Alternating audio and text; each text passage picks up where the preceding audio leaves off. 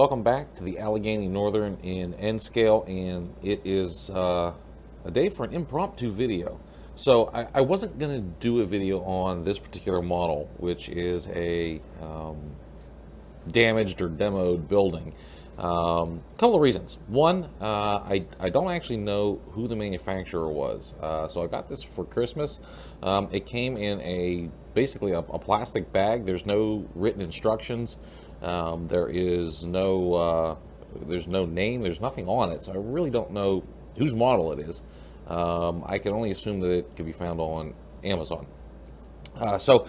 It does go together. I mean, the parts are numbered as far as the floors, so you know where they go.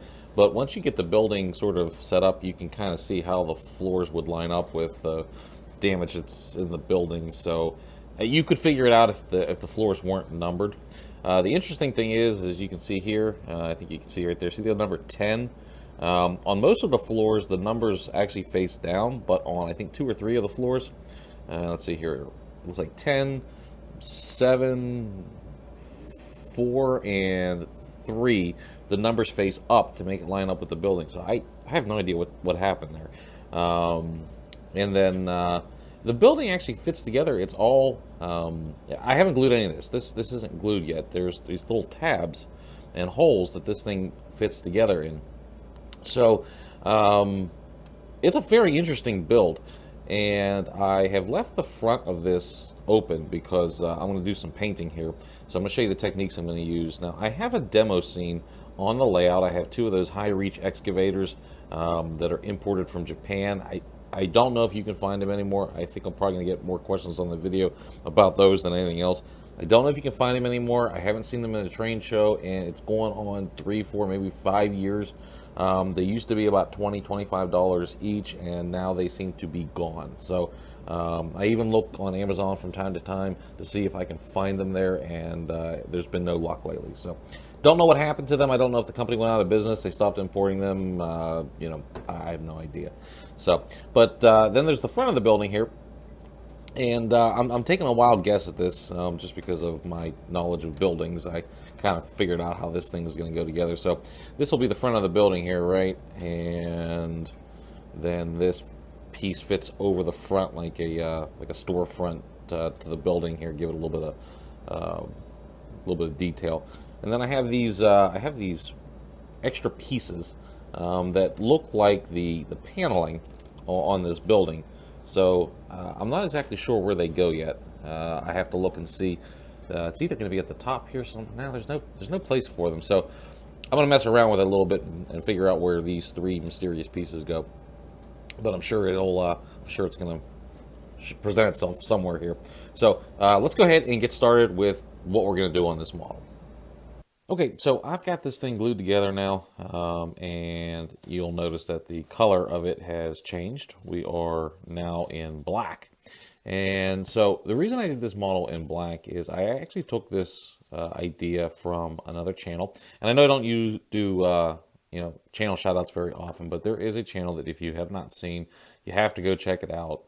The channel is called N Scale Dystopia.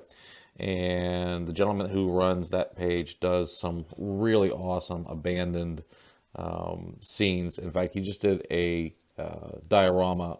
It's a miniature layout, and it's based on the Resident Evil movies, video games, that sort of thing. And as somebody who's a gamer, that is one of my favorite game series, and it's just he does a really nice job on it. But he always starts with his models painted in black and builds up from that. And the techniques that he uses to get to a decrepit looking building are really good. So we're going to follow some of those techniques here with this particular building. But what I realized is that these holes didn't disappear as well as I had hoped. So what I'm going to do is I'm going to fill them with just a little bit of putty, and then respray this again, and then we're going to start detailing this building. And there's nothing particularly exciting about what I'm doing here. So it's just a regular plastic putty, and I'm putting a little bit on the model. Once again, since I'm going to spray it again, I don't really care, if I get it anywhere, other than where I'm intending to, because like I said, it's just going to get spray painted. But put a little bit on there. I'm just using my finger to level it off, and then taking the excess to the next hole. So I'm just trying to get that to look a little more even. I'm not going to get, once again, I'm not going to get real excited about it because of the way I'm going to be weathering it. I just don't want to have there be an obvious divot in there. So we'll go ahead and fill as much of it as we can, and then once we spray over it, whatever that end result is, we're going to make that work. It's just, and the other thing too is this is a background building for me, so it's not going to be front and center. So it just needs to look good. Needs to look a little more realistic than having these holes in every floor. The other thing is too, you saw I got a little bit in the cracks there. I'll go ahead and take that back out. I'm just going to use the dull edge of a modeling knife, and I'll back that out so that we don't see that.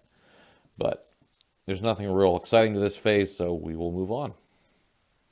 Okay, so while we were waiting for the putty to dry here, I went and put on those miscellaneous pieces that I had. So one is actually the finished storefront. So you have a nice clean looking front of a building here.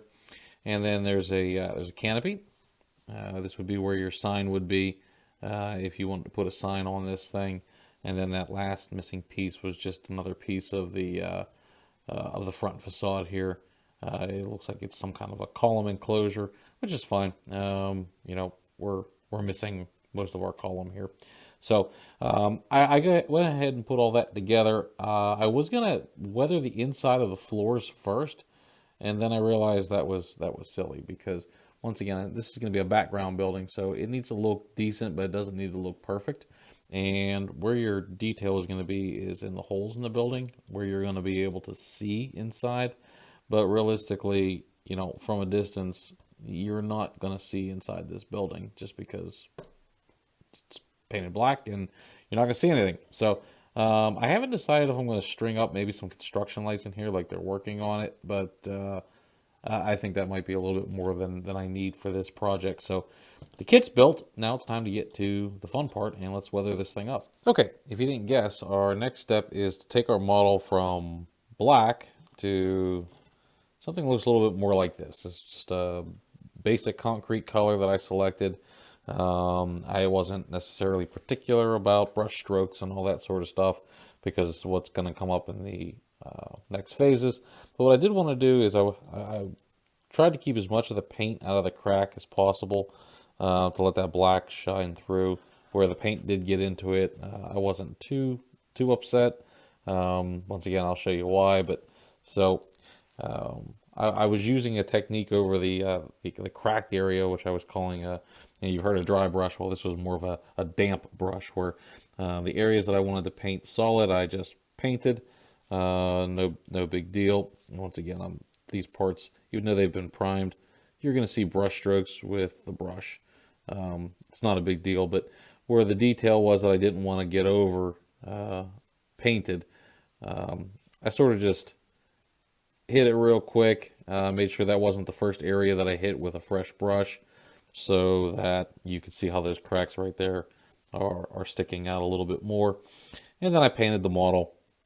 I wasn't real worried about it getting on the window mullions there. We're going to paint those a different color, but because this is a lighter color than the mullions will get painted, it didn't matter that there was a little bit of overcoat. So I'm going to go ahead, get this side painted, and then once that dries, we'll get on to the fun part, which is the weathering.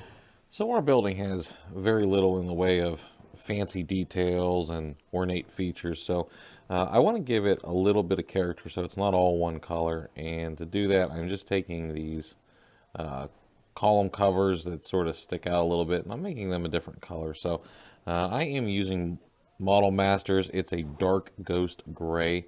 It's just something a little bit different than the concrete color, and that's just to make this stand out just a tiny little bit. And I'm going to go ahead and paint all of the details in here this color. So I'm going to get these columns. I'm going to get the precast panels here at the top. I'm going to get those all looking like, you know, at some point in time they did belong to a nicer building. And then what I'm going to do is I'm going to come down and I'm going to paint the where the sign used to be for the building.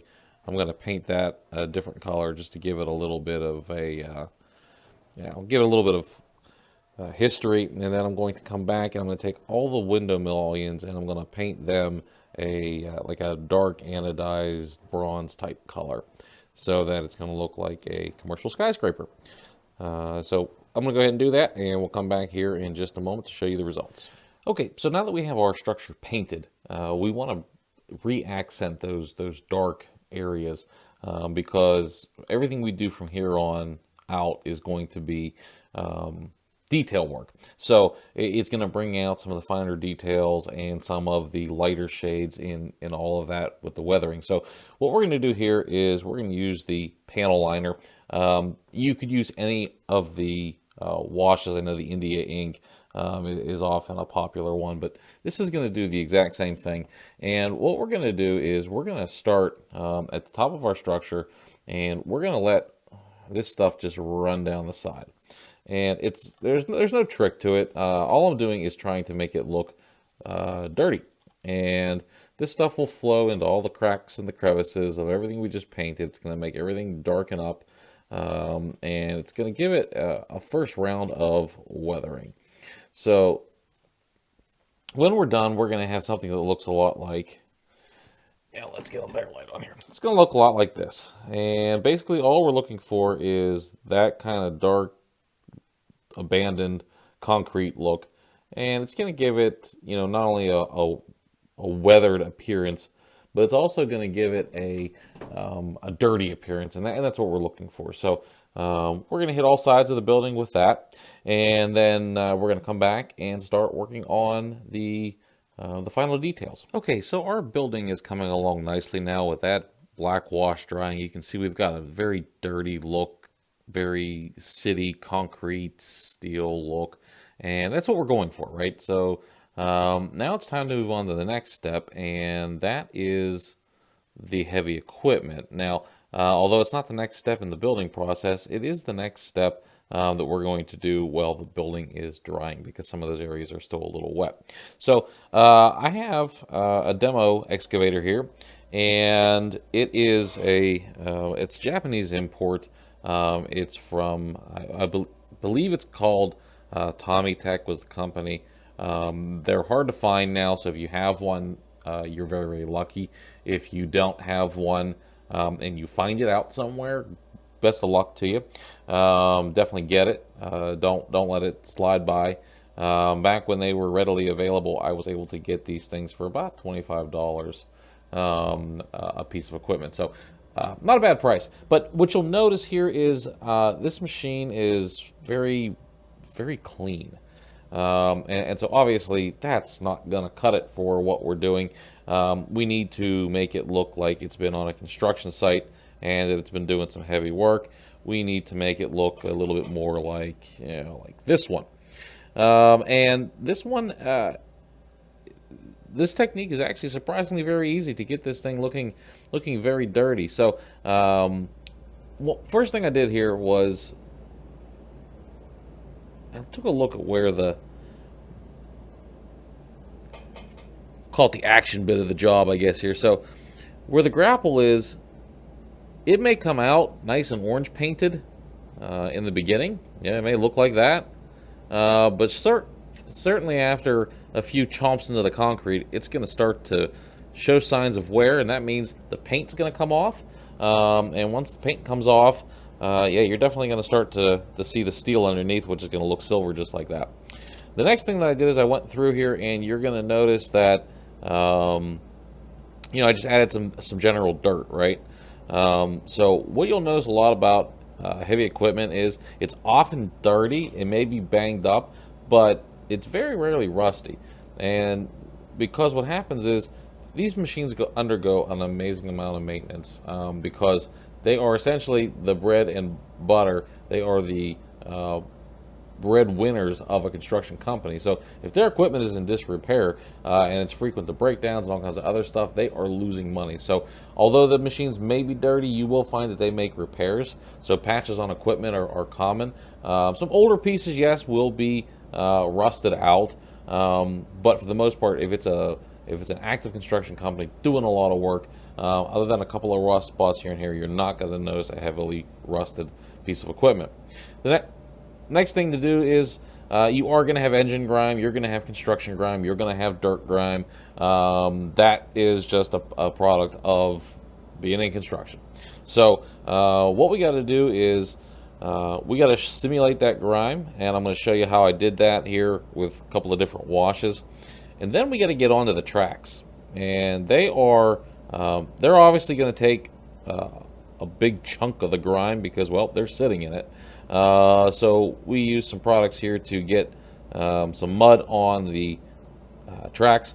And if you looked at the original model before it was weathered, you'll notice the tracks are, brightly painted black. And I can assure you that when this piece of equipment rolled off the factory line before it ever went to its first job site, those tracks were indeed black.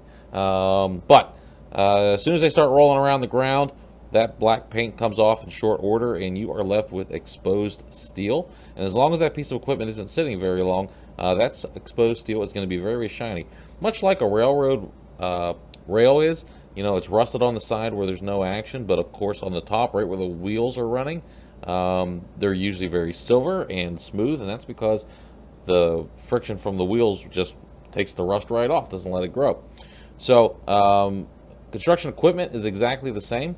As it's moving, it knocks all that rust and dust and dirt off, but it accumulates in other areas, especially in the track area, around the rollers and the guides. You're going to see dirt build up in there, and then you're also going to see it on the track a little bit, especially if it's rolling through a site and the site is muddy. This changes a little bit if the site's a dry site. Then the dirt there's no moisture content, doesn't stick as much, and it falls off as the tracks are rolling. So depends on the piece of equipment you're using, the site that you're modeling. If you're going to model a sloppy, rainy site, then some mud's appropriate. So okay, that's enough on the heavy equipment. Let's talk about how we get this to look like this.